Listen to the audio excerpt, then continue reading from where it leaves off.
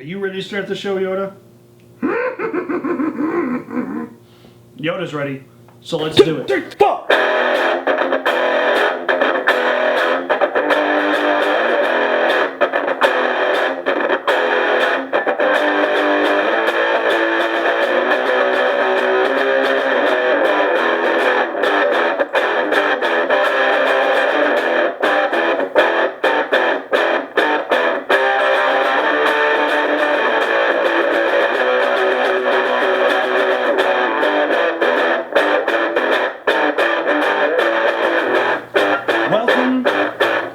Show, ladies and gentlemen of the internet. This is FPS in 60 seconds. That's not frames per second, that's right, this is films people saw in 60 seconds. This is when I'm going to start a timer and tell you about the movies that I saw this week in as short a time as possible so as not to lose your attention, because I know the internet has no attention span. Alright, so let's do this. First up on the docket, I'm going to start the clock and we're going to talk about Transformers: The Last Night. That's about how I feel about this movie. Just made me want to vomit. The whole thing absolutely painful and disgusting to watch. I would have left the theater if I didn't watch it in a drive-in cinema and I didn't want to start the car and disturb other people around me who might have been enjoying this movie, although I highly doubt anybody enjoyed this movie. It was absolutely painful. I found myself writhing in my chair wanting to leave and looking away. It was absolutely painful to watch. Anthony Hopkins in this movie, I feel so bad for Anthony Hopkins. He's an Academy Award winning actor, and he's got to put up with such clunky dialogue from Michael Bay, like, oh yeah, no, you're cool, bro. Like, it's just absolutely awful. Just made me want to vomit. It was just so bad watching this movie from beginning to end. Just absolutely painful. They did try to give you a little bit of lore linking the Merlin lineage to the Wiccan lineage, and they bring in Quintessa and Unicron, but ultimately it fell short because there just was not enough time spent on the story. It was all explosions and slow-mo cam like Michael Bay does. Please, Michael Bay, stop making these garbage movies. And that's the timer, thank God, because another second on that movie and I might have actually thrown up all over these beautiful movies in front of me. So let's start the timer again and move on to the next movie. Up next, timer's going. We have The House, the Amy Poehler and Will Ferrell movie. I gotta say, overall, I definitely enjoyed this movie more than I didn't enjoy this movie. It was entertaining, had a good bit of laughs. I found myself laughing more than I thought I would have, although when I watched the trailer, I was excited for this movie, but ultimately, after watching it, I wish that they had either cut it down or maybe even put it as a 30-minute, 45-minute Funny or Die sketch or a recurring SNL sketch for 4 weeks or something like that. It might have been more well-served there. As a hour-and-a-half movie, I felt it just dragged out, and it kind of lost some of the power behind the punches because of that.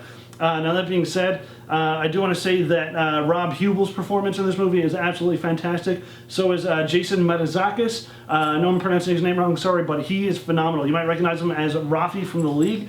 He just plays this crazy, chaotic, over-the-top character, and I love watching him bring the chaos and seeing where he goes and what's going to ensue next. Phenomenal job. He steals the show like always.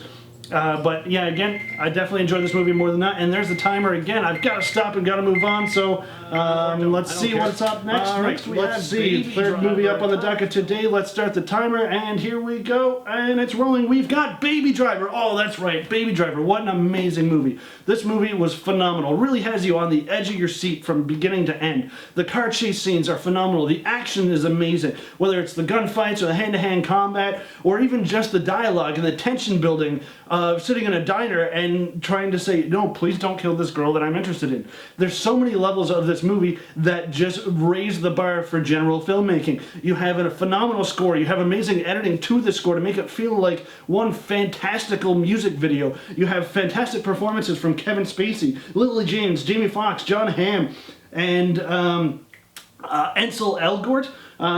Just all around fantastic. The only thing that I didn't like about this movie was that they actually revealed to you what his real name is. Yes, you have to have a code name, but I don't need to know what his real name is. Make it a Mr. Pink, Mr. Brown situation, and then lost in translation it where I don't hear what his name is. Yes, tell me he has a real name, but don't tell me what it is. That was the one thing I have to say bad about this movie. Otherwise, fantastic movie. Oh, and there we go again. Time is running up. That's all I can say again about Baby Driver.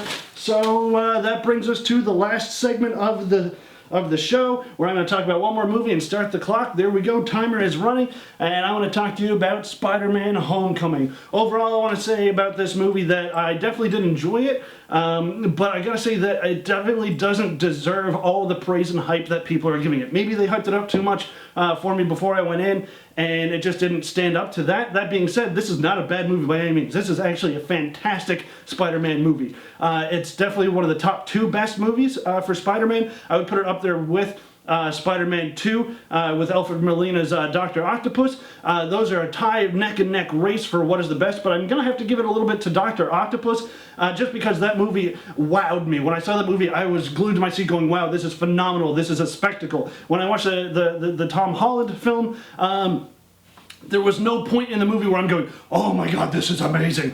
There was no point where I was like, this is bad, but there was no mind-blowing part for me. Tom Holland is the best Spider-Man by far, but Spider-Man 2 is still probably the best Spider-Man movie. That's it. Time's up for Tom Holland and the Spider-Man. I wish I had more time to talk about it.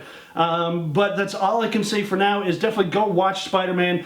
You will enjoy it. I'll go into a little bit of overtime here. Definitely really enjoy the consistent theme of oh, why am I forgetting Batman's name here? Come on, I probably got like 3 Batman. Michael Keaton, thank you. Oh my god. Shoot me now, how did I forget that? Michael Keaton as the Vulture and playing Birdman and Batman, and just this bird theme is fantastic to watch, just continue. But I love his performance in this movie. He really looked like he had fun and enjoyed it. An amazing villain for an amazing film, for an amazing Spider-Man. So that's it. That's all I gotta say today. So I'll end off with the ratings and the results for this show. So we started off with Transformers last night. I'm going to give that 2 holy hand grenades of Antioch out of 5. Just awful movie. Next up, we got The House. I'm going to give that one, I'll give that a 3.